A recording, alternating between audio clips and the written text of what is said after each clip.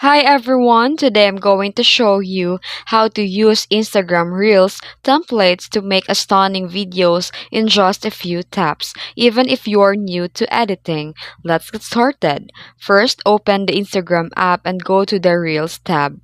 Scroll through until you find a reel that says Use Template. Then here browse, and this means that the creator has enabled the editing format. Browse and tap the use template and you'll see the placeholders for each clip.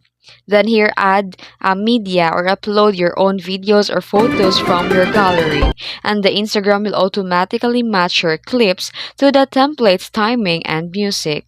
Then tap next and make a final edits or captions, then share your reels. And that's how easy it is to use Instagram Reels templates to create a viral ready content. If this video helped you, don't forget to like and subscribe and hit that bell icon for more tips and tricks. Thanks for watching.